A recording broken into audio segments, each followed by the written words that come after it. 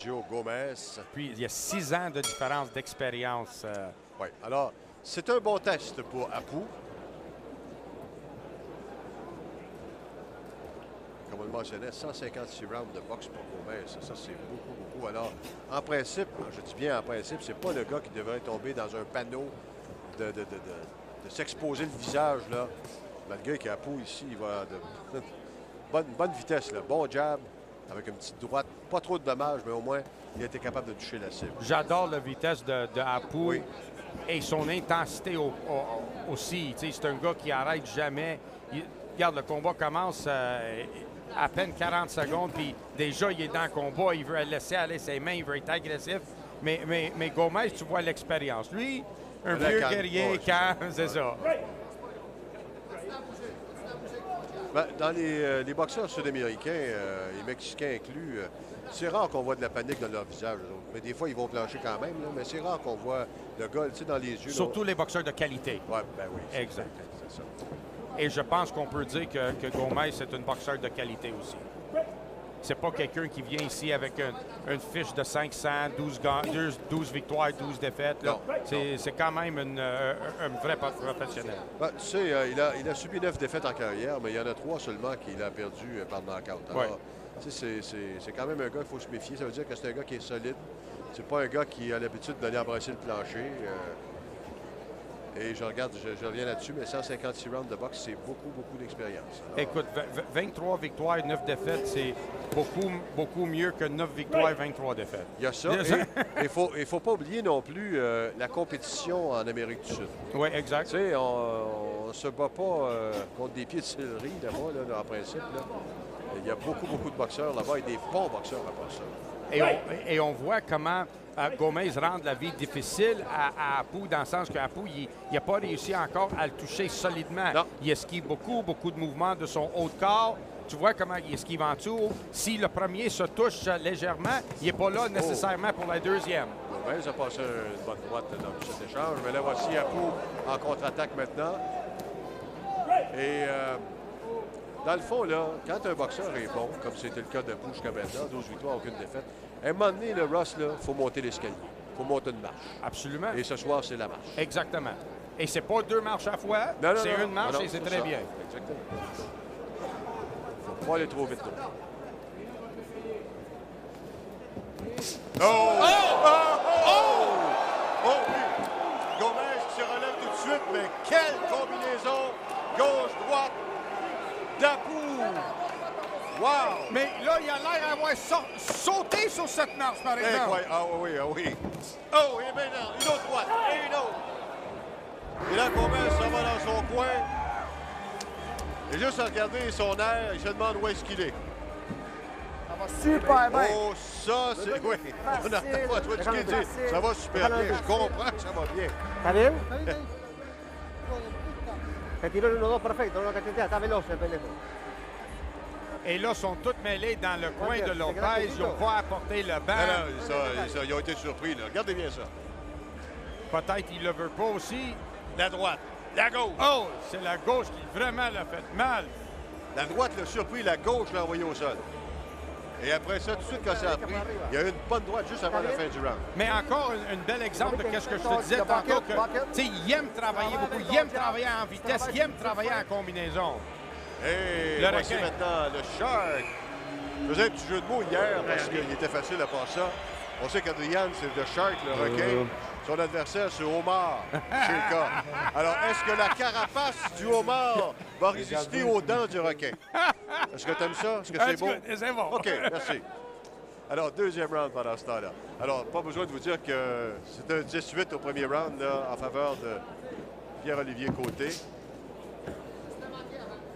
Gomez qui semble avoir retrouvé ses esprits pour l'instant.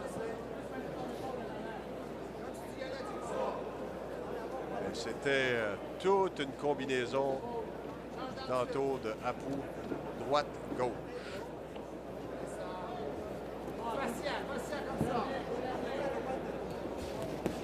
Là, Gomez se tient un petit peu plus loin. Hein? Bon coup au corps de la part de Apu.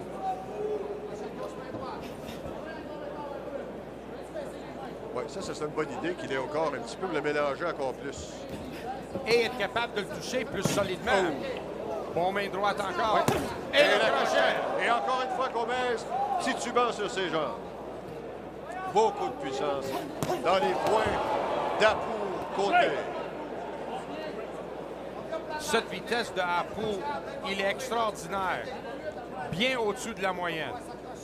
Et là, je commence sérieusement à me demander, Ross, si le combat va être capable de se faire dans la limite. Parce que, tu sais, Gomez, là, il a beau être un gars expérimenté, et ainsi de suite, mais les charges d'Apu, là. Mais quand même, tu vois, il réussit encore quand même à faire esquiver les, les coups de côté. Et pour esquiver à la vitesse que les coups viennent, tu sais, donne du crédit à Gomez. Oui. Oh. Là, c'était la tentative comme au premier round de la part d'Apu, sauf que cette fois-ci, il n'a pas touché, il était un petit peu trop loin. Gomez s'est tenu un peu plus loin aussi.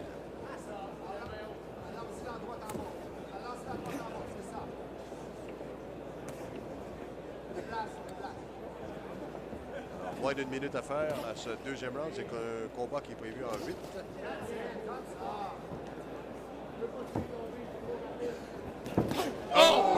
Oui, une autre solide. Et là, cette fois-ci, je me demande sérieusement comment Gomez a fait pour résister à ça. C'est comme, il a figé sur place, mais il est resté debout. Et le beauté de ça, c'est après l'avoir touché avec la main droite, tout de suite, il est allé au corps avec une autre main droite. Fait que ça, c'est très bien pour Apu. Il a très, très bien fait ça. Il livre tout un combat présentement, Pierre-Olivier Côté de Québec. Petit jab sans conséquence. 15 secondes à faire. À ce deuxième round, encore une fois, à l'avantage de Pierre-Olivier Côté. Et Gomez, plus ça va, plus il se tient loin. Il n'est pas capable de dealer avec la vitesse de Apu. Non, non. Ça le dérange beaucoup. Il termine ça avec un crochet, ouais. Bon, ben, c'est pas compliqué. Un autre round à la faveur de Apu. C'est-à-dire que tantôt, au premier, c'était 2 points d'avance. Et voici le champion. Vous entendez la foule qui réagit ici parce qu'on le montre sur l'écran géant du Centre Bell. Le champion du monde des super moyens de l'IBF, invaincu en 26 combats, 21 knockouts, Lucian Boutet. Et Mélanie qui est toujours là derrière parce qu'elle s'occupe de tout ce qu'il mange. Mélanie et Olivier, évidemment, là, qui s'occupent de la nutrition des boxeurs d'Interbox. Si Mélanie nous entend, s'il reste du surplus de son manger, elle peut nous apporter ça ici. On a une longue soirée, nous autres aussi. Oui, c'est vrai. Avec un porno John John aussi. Encore bien géré, encore bien géré. OK, on s'en va au troisième round. Alors, est-ce que Gomez va être capable de solutionner non seulement le style, mais surtout la vitesse de Pierre-Olivier Côté? Jusqu'à maintenant, c'était un combat à sens unique, avec beaucoup de coups de puissance. Mais là, c'est un crochet qui a effleuré cependant parce que Apu a bien bougé la tête au même moment. Alors, pas eu d'impact violent là-dessus. Ça, c'est un autre problème aussi. Gomez, là, il s'ouvre parce que là, il veut se porter un peu plus à l'attaque. Quand il fait ça, bien, il est un peu plus ouvert. Puis maintenant, il commence à pencher sa tête un peu plus pour passer en dessous du crochet de gauche de Apu. Ouais. Là, ça va être le bon moment pour Apu d'essayer de passer l'uppercut. Exactement. Comme ça. Et voilà. Ah ouais, tu l'avais vu sur le nez, comme on dit.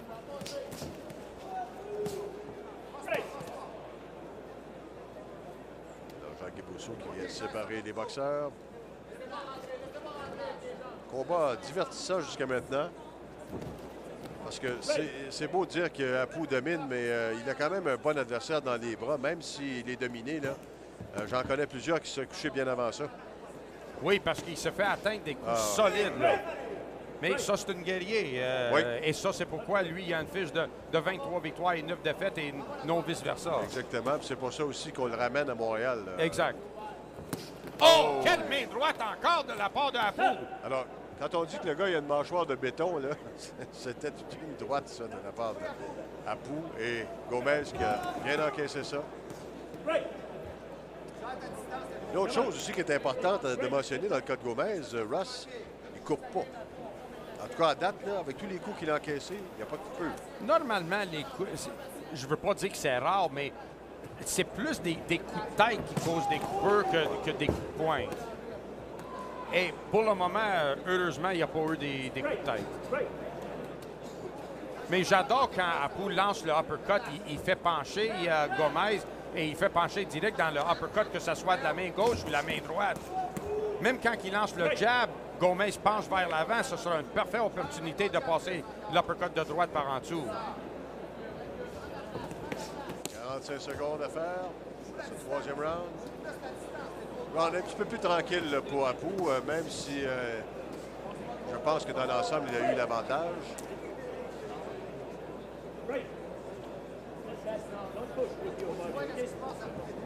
Là, Jean-Guy Brousseau, il a donné des instructions à Apu en anglais. Oui. Oui. Pourtant, il vient de Québec, la même place que lui. Et je suis même pas sûr que Gomez comprend l'anglais. Mais là, Gomez a placé une bonne droite, finalement, là, à la fin de cet échange-là. Alors, il paraît mieux, Gomez, dans ce troisième round-là.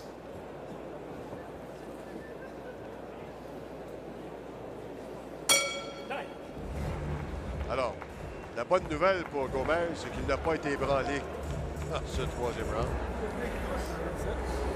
Et on va jeter un œil sur une séquence du troisième round, justement. Garde la main droite, là, bang! Et puis Gomez, il est revenu tout de suite après avoir encaissé. Puis après ça, il est revenu avec l'uppercut, ça, c'est ce que je te parlais. Et voici Pierre Bouchard avec Sébastien Gauthier, que l'on verra tout de suite après ce combat-ci. Alors, Sébastien, qui, quand je l'ai vu hier, elle a pesé parce qu'il fait 117 livres, 6. Et au mois de mai, tu n'étais pas là. Alors, c'est avec lui que j'ai fait le gala à Québec. Oui. Et il a fait un travail remarquable d'ailleurs. Quand je l'ai vu hier, j'ai dit, je te reconnais même pas. Ben, c'est parce que là, je m'en vais me battre, puis j'étais à 117 livres. Ouais. Ben, j'ai dit, tu pesais combien quand tu étais à Québec? J'étais à 140 livres. Et tu ben, moi, je me disais me reconnaître quand je me regarde. Charmant jeune homme, ça, Sébastien Gauthier. Alors, revenons maintenant. Et lui, il est dans un vrai combat ce soir aussi. Oui. Alors, c'est le quatrième round. Apu côté contre Walter Sergio Gomez, l'Argentine.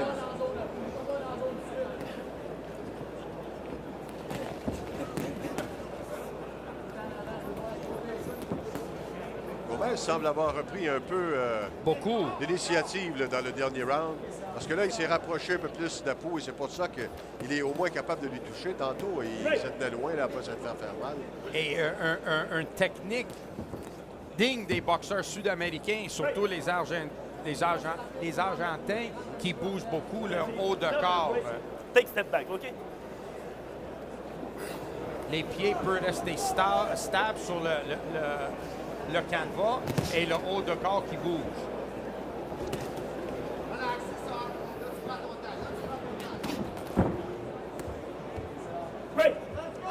Pour ceux qui se demandent si Apu est capable d'aller loin dans des combats, ben, je peux vous dire qu'il est déjà allé à 10 rounds. Mais la plupart du temps, là, il n'a pas dépassé beaucoup. En fait, seulement qu'une fois, il est allé à 10, mais les autres fois, le plus long que c'était 6 rounds. Contre Jason Hayward. Oui.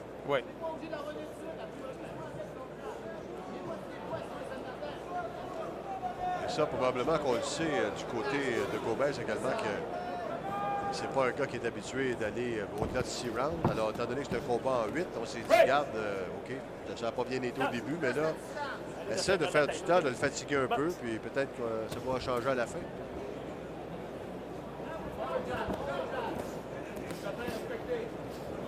Là, ça c'est quand je regarde quelque chose comme ça, c'est là que je vois et je fais mon évaluation de développement d'un boxeur. Et je vois qu'Apu, Là, ça devient une bagarre de rue un petit peu. Il est un peu non confortable avec le travail à l'intérieur. Et si tu veux être parmi les meilleurs poids légers au monde, c'est quelque chose qu'il faut que tu travailles dessus, c'est d'être capable de travailler à l'intérieur.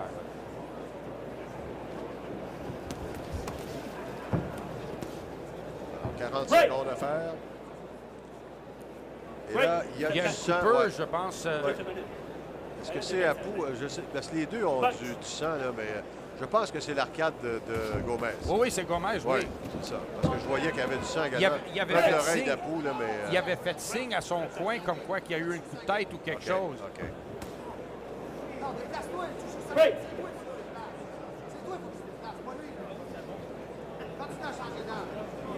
On a dépensé beaucoup d'énergie au début de combat pour Apu. Hein? Oui, mais bien, écoute, c'est quand même pas des poids lourds, c'est des poids légers. non, On c'est s'attend sûr. qu'ils donnent de l'action pour toutes les rondes. Et je pense que c'est une bonne lutte pour Apu. Oui. Et un petit tour maintenant dans le vestiaire d'Adrian Diacono. On va commencer. En fait, on a déjà commencé. Stéphane Larouche qui a déjà commencé le bandage des mains.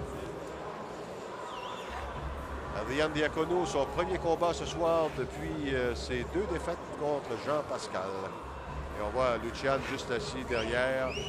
Alors, on a, comme on dit, le scoop. Il va être habillé en rouge. Oui. Confiant, relax. Ouais. À M. Lepore, par exemple, d'habitude, il écoute de la musique. Dans le moment. On tourne Tu te maintenant déplaces à Apu. encore. Tu paraissais bien, tu joues avec, Avec là, François on dirait Dubé. que tu fais un combat serré parce que tu te bagarres avec. T'as pas d'affaire là. On veut pas ça. On veut tu le hard box. Tu veux... distance. OK? Tes mains. Là, c'est le round que tu vas te déplacer avec ton jab et tu vas attendre les occasions. Puis quand tu vas avoir tes occasions, tu vas être sûr parce que tu vas l'avoir fait perdre l'équilibre. OK? Ça veut dire ton jab, mais la main droite, go, c'est le gun. C'est pas une chance, c'est pas de la chance, on prépare. Oui, effectivement, c'est une bonne stratégie. C'est-à-dire, pourquoi mélanger avec ce gars-là? Il y a juste à danser. Il est plus rapide. De toute façon, on l'a vu tantôt. Là. On va voir s'il va respecter les directives d'y aller avec le jab et de pas trop mélanger. Jean-Guy qui est Tu venu vois, au français. c'est là que je trouve que, tu sais, et c'est une bonne indice. François Duguay et Butch dans le coin, ils ont dit à Sylvain Bouchard dans le coin, ils ont dit de boxer à distance, tu sais, d'utiliser sa distance. Mais si tu es bien à l'intérieur, si tu es capable de contrôler ton adversaire à l'intérieur, il n'y en a pas de danger de rester là. Mais on dirait que ça passe le temps à s'accrocher, à lutter, à Oui. bagarrer avec. Oui. Donc, parce que ça, c'est quelque chose, ça donne un indice que tu as besoin de travailler sur cette phase de la développement de Apu. Et il n'y a pas de doute aussi, Ross, que dans le cas de Gomez, il veut épuiser son jeune adversaire. C'est sûr. Tu sais, fait que c'est pour ça qu'il le pousse toujours comme ça. Oh, tu vois, là, le uppercut, bon c'est- uppercut, mais bonne réplique aussi de Gomez en même temps. Et ça, ce n'est pas un coup utilisé à distance, c'est un coup de l'intérieur. Donc, ça C'est ça. démontre qu'il est capable de le faire. Exactement. Mais j'ai aimé la réaction de Gomez là-dessus. Il ne s'est pas laissé abattre et avait les mains bien portantes lui aussi, là, très rapide aussi. L'uppercut encore. Oui. Ça, c'est le coup que... Et là, Et il devrait attention, passer encore l'uppercut. Il devrait l'essayer encore. le Gomez qui, soudainement, est un peu plus ouvert qu'il était tantôt. Oh oui! Bonne droite! La droite était solide. Là, Gomez, il attendait le uppercut et se fait toucher par une main droite. C'est ça, direct de la droite. Alors, Apu qui connaît un très bon round présentement. Donc, c'est pas nécessairement vrai de dire que il faut que tu boxes à distance. C'est de quel coup de poing utiliser quand tu es à distance puis quand tu es à l'intérieur. Ça. L'intérieur, ça veut pas dire que tu devrais aller là juste pour accrocher. Oh! Une autre bonne droite. Il a tenté la combinaison, mais la gauche a été bloquée par le gars. Mais la droite était là. Et voilà, encore une fois, des deux mains. Et là, Tu vois, Gomez- au lieu d'accrocher, il aurait dû continuer à travailler à l'intérieur. Ouais. Break, no shot. Mais c'est un excellent round quand même pour Apu. Et Gomez qui est solide. Parce qu'il encaisse plusieurs bons coups de puissance dans ce 5e round.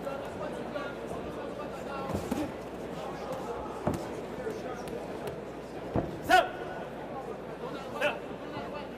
Et dans le fond, si Gomez ne poussait pas comme ça, Apu aurait fait exactement ce qu'il avait dit dans son coin. Jab et fonce ensuite quand il a l'occasion. C'est pas mal ça qu'il a fait. Oh, crochet! À la fin du round de la part d'Apu, Hey! qui se sauve facilement avec les honneurs de ce round.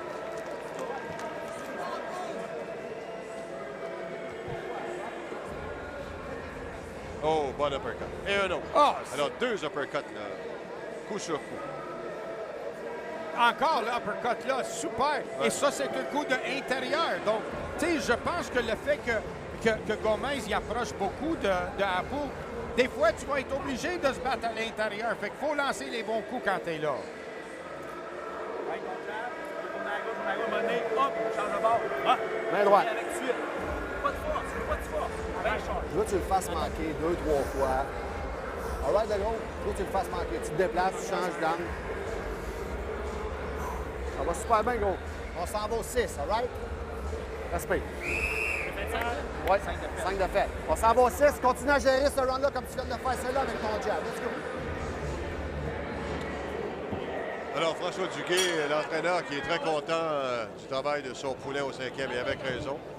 Et Ross, évidemment, qui donne le dernier round à Popoté, qui en fait n'en a pas perdu un seul. Et là, il vient de commencer avec un uppercut aussi dès le 6e.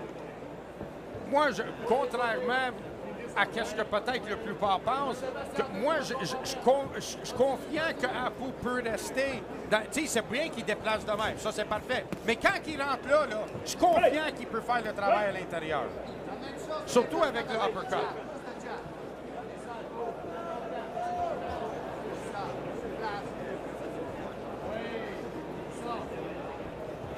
Tu vois, regarde encore. Regarde comment Gomez, sa tête était penchée vers l'avant, puis il était ouvert pour un uppercut. Oh! Quelle combinaison, encore une fois! Et comme ça a été le cas au premier round, Gomez qui se relève comme un ressort. Mais je vais vous dire quelque chose, c'était toute une chute au tapis et toute une combinaison encore. What's going on? Et non! Puis rapide, Oh, explosif. quelle vitesse! Quel mâchoire de la part de Sergio Gomez! Wow! Oh, oh.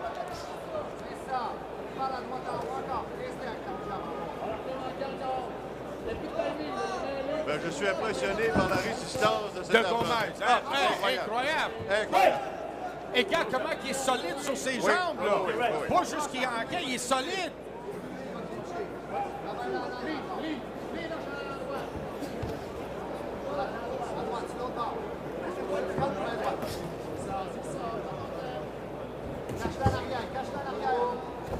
Et là, oh!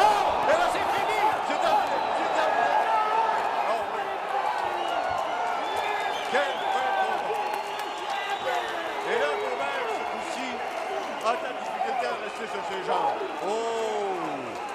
Le train de 5 heures vient de passer. Aïe. Quelle explosion de Pierre-Olivier Côté! Wouh! Et toute une explosion, vitesse, puissance. Tout était là. Dès qu'il a vu qu'il a fait mal à Gomez, il n'a pas arrêté, il l'a mis rapide. Regardez bien ça encore. Ça, c'est la première chute au plancher. Et regarde comment il a viré à l'envers. C'est là que... La droite, la gauche. Et le uppercut encore, c'est ça qu'on disait. Oh. Ouais, c'était une performance magistrale de Pierre-Olivier Côté qui signe sa 13e victoire consécutive en autant de combats, évidemment, et sa 8e par knockout.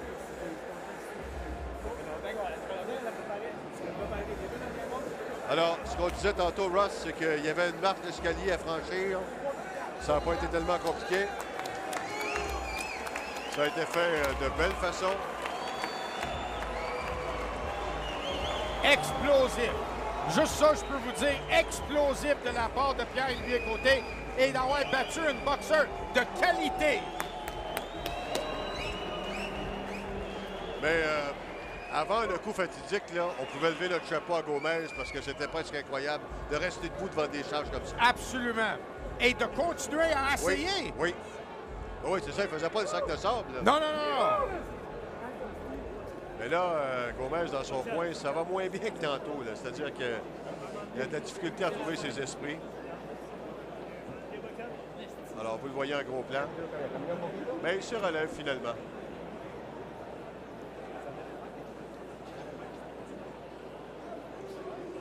Pierre-Olivier Côté. Jeune homme, 26 ans. Voici la décision. par KO à 1 minute 56 du 6e round. The bout comes to an end at 1 minute 6 seconds of the 6th round. Le vainqueur